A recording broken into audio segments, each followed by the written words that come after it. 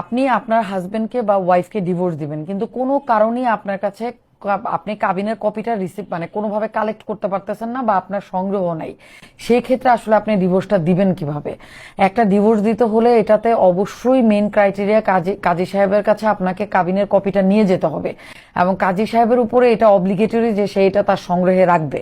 So সেই ক্ষেত্রে যদি কোনো কারণেই আপনার কাছে কাবিনের কপিটা না থাকে, আপনি অবশ্যই আপনি যে ডিস্ট্রিক্টে বিয়েটা হয়েছিল সেই ডিস্ট্রিক্ট রেজিস্ট্রারের কাছে গিয়ে বিয়ের ডেটটা এবং সালটা বলতে পারলে ওইখান থেকে কিন্তু আপনি অবশ্যই বালামে সেটার এন্ট্রিটা খুঁজে পাবেন, এবং সেই এন্ট্রির উপরে ডিপেন্ড করে আপনি ডিস্ট্রিক্ট রেজিস্ট্রারের কাছ থেকে একটা সার্টিফাইড কপি নিয়ে আসতে পারেন।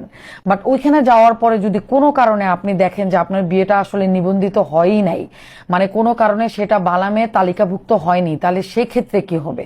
সেই ক্ষেত্রে অবশ্যই ডিস্ট্রিক্ট রেজিস্ট্রার আপনাকে কোনো সার্টিফাইড কপি দিতে রাজি হবে না, কারণ সেটা তার এখতিয়ারে নাই। সেই ক্ষেত্রে আপনাকে ধরে নিতে হবে যে আপনি আজকে থেকে 5-10 বছর 15 বছর আগে যে বিয়েটা করেছিলেন সেটা ইসলামের দৃষ্টিতে ঠিক ছিল, কিন্তু বাংলাদেশের আইন অনুসারে সেই বিয়েটা যেহেতু তালিকাভুক্ত না, সো সেই ক্ষেত্রে আপনি কোনো লিগেল সাপোর্ট এদিক থেকে পাচ্ছেন না।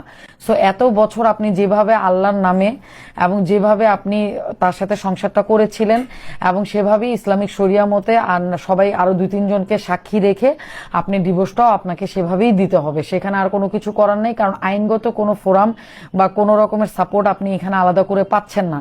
এটা হলো আমার অপিনিয়ন, যে আপনি যেহেতু এতদিন ধরে সংসারটা এভাবে করেছেন এবং শরিয়া মতে বিয়েটাও আপনার ঠিকঠাক আছে, সো ডিভোর্সটা দিতে হলেও আপনাকে এইভাবেই দিতে হবে। কারণ লিগেল ওয়েতে ডিভোর্স দিতে হলে কাজীর মাধ্যমে অবশ্যই আপনাকে কাবিনের কপিটা কাজীকে একটা শো করতেই হবে।